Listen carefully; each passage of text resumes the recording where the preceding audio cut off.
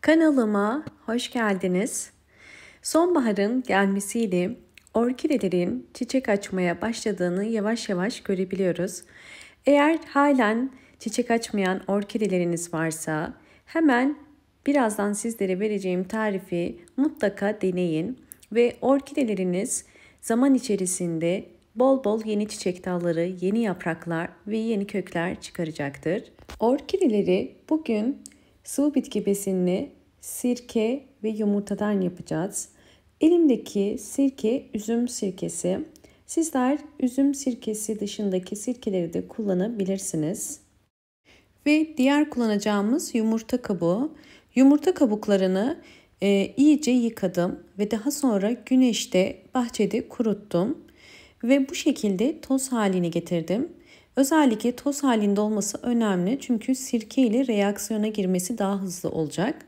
Hemen sizlere yumurta kabuklarını nasıl toz haline getirdiğimi de gösteriyorum. Videomu eğer buraya kadar izlediyseniz ve beğendiyseniz hemen beğen tuşuna basıp kanalıma da abone değilseniz bana destek olmak için abone olabilirsiniz. Evet, gördüğünüz üzere yumurta kabuklarını bakın blenderdan geçiriyorum ve toz haline geldi. Bu şekilde toz haline gelen yumurta kabuklarını bütün çiçeklerinizde kullanabilirsiniz. Toz haline gelen yumurta kabukları çok daha çabuk sonuç verecektir.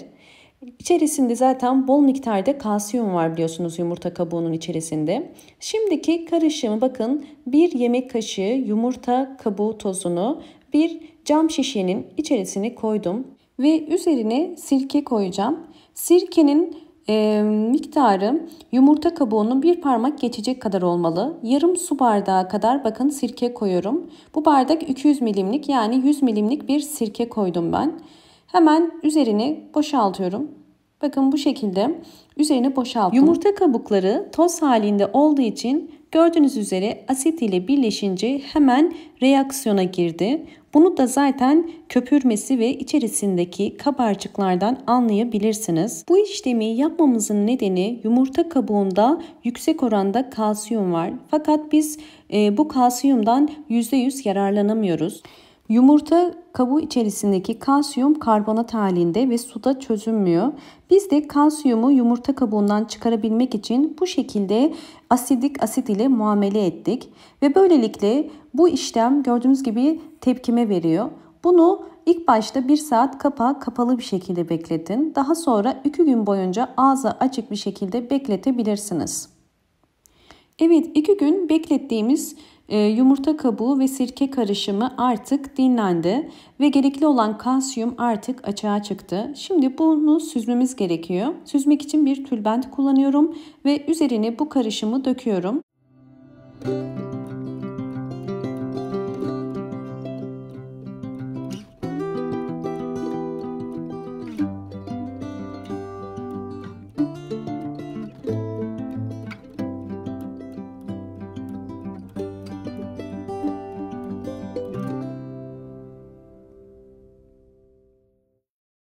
Ben 1 litre suya 10 mililitre hazırlamış olduğum bu yumurta kabuğu ve sirke karışımından koyacağım. Bakın 1 litrelik suyun içerisine şu anda 5 mililitre koyuyorum ve üzerine 5 mililitre daha koyarak toplamda bu ölçüye göre yaptım.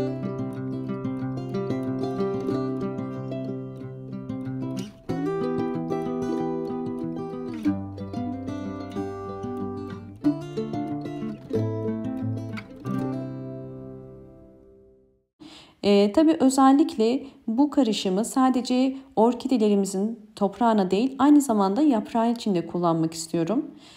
Ve bu yüzden bu karışımdan biraz gördüğünüz üzere püskürtme kabına koyacağım. Evet, karışımım hazır. Artık bunu orkidelerim için kullanacağım. Elimde bakın gördüğünüz üzere böyle bir orkidem var. Bunu hem yaprakları için hem de toprağı için kullanacağım. Bakın bu orkidemin gördüğünüz üzere çiçekli fakat dalından kırıldı. Zaten ucunda da çok fazla tomurcuklanma yoktu. O yüzden hemen bu çiçeğin dalını keseceğim. Yani budama yapacağım. Gördüğünüz üzere bakın yeşil boğumun hemen üzerinden ve ilk çiçek yerinin arasından kesiyorum. Ve size bu çiçeğimdeki gelişmelerinin sonucunda paylaşacağım. Bakın gördüğünüz üzere kopan çiçek dalı bu ve bunu şimdi artık alıyoruz. Şimdi orkidemizin yapraklarını bu suyu her tarafına gelecek şekilde sıkıyorum. Bu sıvı gübre sayesinde orkide yapraklardan da gerekli olan kalsiyum ihtiyacını alacak. Kesinlikle bu karışım zarar vermez. Özellikle kalsiyum karbonat anti asittir ve asitle reaksiyona girdiği zaman asit seviyesini aşağı çeker. Şimdi ikinci yönteme geçiyoruz. İkinci yöntemde ise orkideleri sıvı bitki besini olarak bu hazırlamış olduğumuz karışımdan vereceğiz. Böylelikle kökler daha güçlü ve daha sağlıklı olacak ve yeni kökler çıkaracak ve yapraklar da canlanacak. Her bir saksı için en fazla 5 yemek kaşığı kullanın. 5 yemek kaşığından fazla vermeyin ve bu karışımı çok sık vermenize gerek yok. Ayda bir kere verirseniz bu karışım orkideleriniz için yeterli olacaktır. Bakın gördüğünüz üzere hem toprağına hem de yapraklarına bu karışımdan verdim. Şimdi bu orkidemin özellikle sonraki durumunu da sizlerle tekrardan paylaşacağım.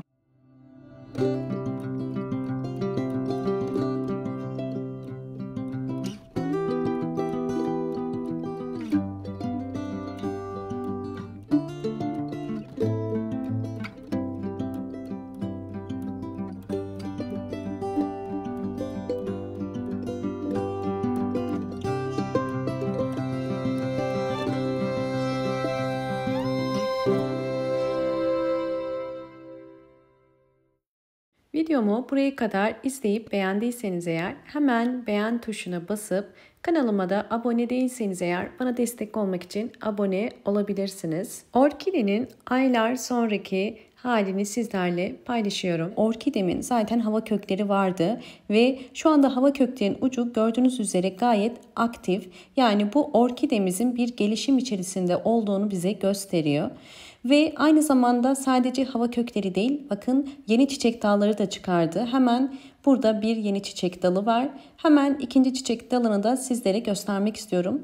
Biliyorsunuz ki beraber budama işlemi yapmıştık ve yapmış olduğum budama sonrası bakın yan daldan da gördüğünüz üzere gayet güzel bir ana dal kadar büyük bir çiçek dalı çıkardı. Bu da gerçekten kullanmış olduğumuz sıvı bitki besinlerin hem orkidelerimiz için hem de çiçeklerimiz için çok faydalı olduğunu gösteriyor.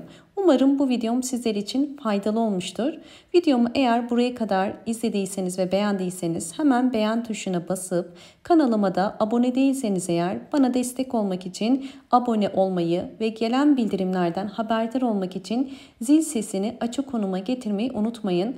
Bol bol yorumlar yapıp yorumlar kısmına da sorularınız varsa sorularınızı eklemeyi unutmayın. Elimden geldiğince sorularınıza dönmeye çalışıyorum. Hoşça kalın, sağlıkla kalın.